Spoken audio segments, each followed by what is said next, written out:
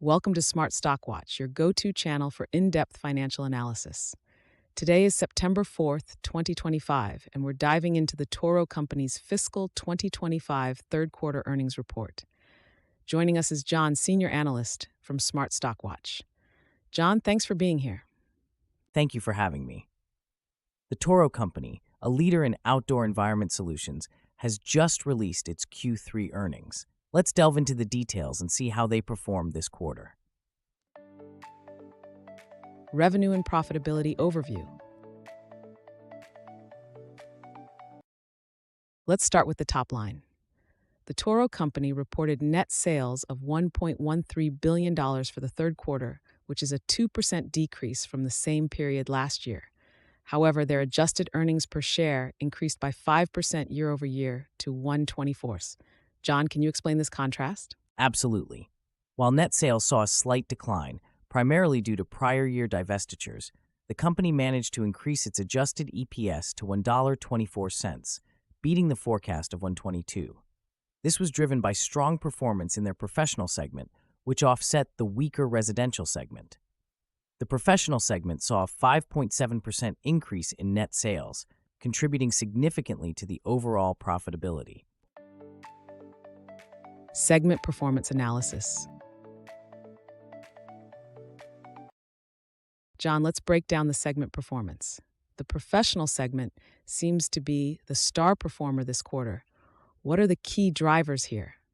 The professional segment indeed performed well, with net sales reaching $930.8 million, up 5.7% from last year. This growth was driven by higher shipments in underground construction and golf and grounds products, along with effective price realization.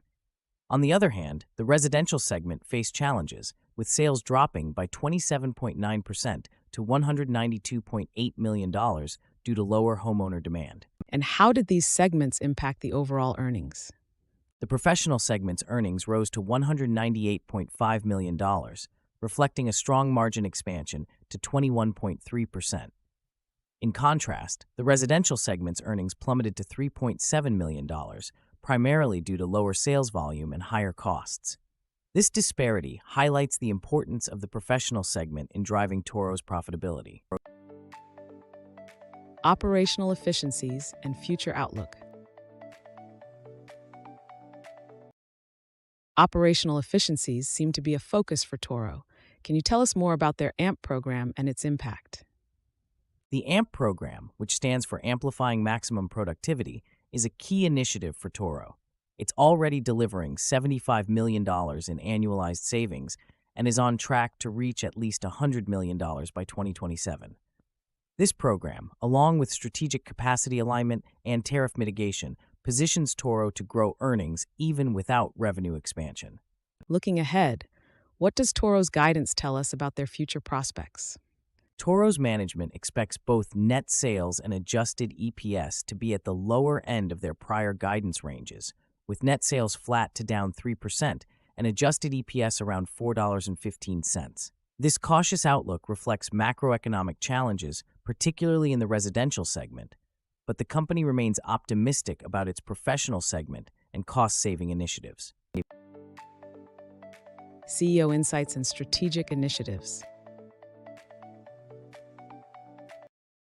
John, what insights did CEO Richard M. Olson provide regarding the company's performance and strategy? CEO Richard M. Olson highlighted the strong momentum in the professional segment, which achieved 6% growth and 250 basis points of margin expansion.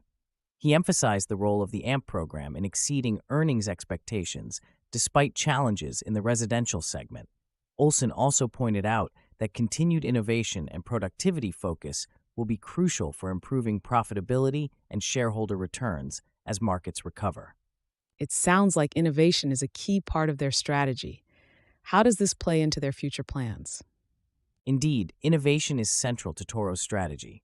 By maintaining leadership in product development and focusing on operational efficiencies, Toro aims to strengthen its market position and drive long-term growth, even in a challenging economic environment. Key takeaways. As we wrap up, let's summarize Toro's performance this quarter. Despite a slight dip in net sales, Toro's adjusted EPS of $1.24 exceeded expectations, thanks to strong growth in the professional segment and significant cost savings from the AMP program. John, any final thoughts on Toro's investment prospects? Toro's focus on operational efficiencies and innovation positions it well for future growth, particularly as the professional segment continues to thrive. However, investors should be mindful of the challenges in the residential segment and the cautious full-year guidance. Overall, Toro remains a solid player in the outdoor solutions market. Thank you, John, for your insights, and thank you to our viewers for tuning in. If you found this analysis helpful, please like, share, and subscribe to Smart Stockwatch.